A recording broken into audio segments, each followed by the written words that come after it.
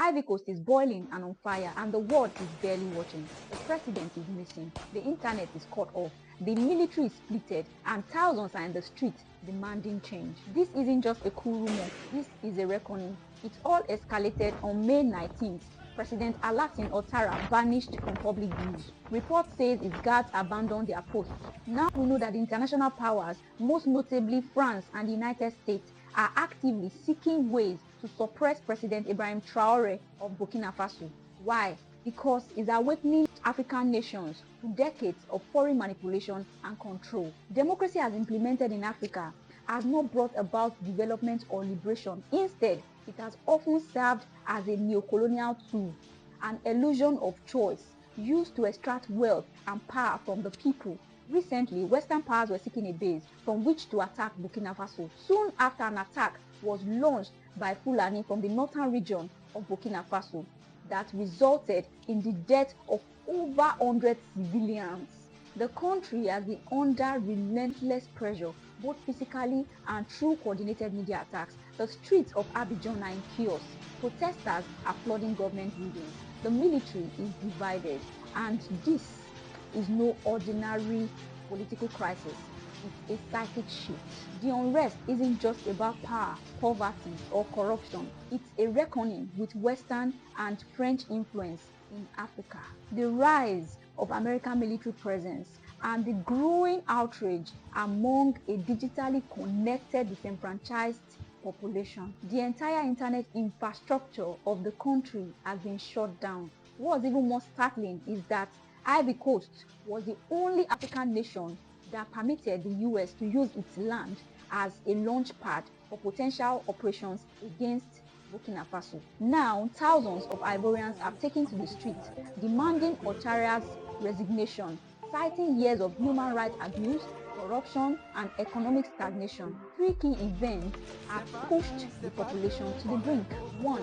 President Ouattara appointed his own brother as the Minister of Defense, which was seen as a clear act of authoritarianism and nepotism at its finest. 2. A secret military agreement with the United States, specifically with the US General Michael Langley, to construct the first US drone base in West Africa. 3. The sudden disappearance of the president from the public eye. In order to understand the depth of this crisis, we must first revisit the past. Ivory Coast gained independence from France in 1960, but France never truly left. They kept their military base, economic control, and deep political influence. Ouattara kept the door open, which true sovereignty never followed. Ouattara, a former IMF official with strong Western ties, returned to power in 2011, backed by foreign interests. He even amended the constitution to stay in office. But across Africa, the story is changing. Mali has expelled French troops and aligned with Russia, while Burkina Faso endured 2 coups in just 1 year and is now defying Western pressure.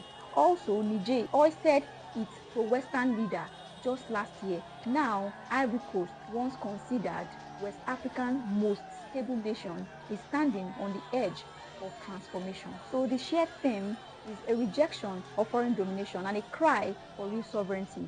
The people are tired. Corruption, stagnation, repression. Now the youth are angry, jobless, and highly connected online, and they are on the streets demanding real change, not reform, not promises, but sovereignty. A new Africa is emerging, and it's rejecting neocolonialism. A broken system is collapsing, and a new future may be rising from the chaos. Key ministers are under house arrest, and the national broadcaster has gone off air in several regions, and the military divisions are deepening. This is a direct challenge to the long-standing French-American axis that has shaped Ivorian politics for decades. The question now is, what happens next? Ivory Coast is at a crossroad, and so is Africa. So what we are witnessing is not just another political crisis. It's a historical reckoning, a rejection of neocolonialism, a revolt against militarism and corrupt governance, and a demand for real freedom. Will the people of Ivory Coast reclaim their future? Will foreign powers back off or double down? And how will this moment be remembered in Africa's long road to liberation? Only time will tell. One thing is certain: this moment will be remembered not as a chaos, but as a turning point. The world should be watching. See you in my next video. Bye.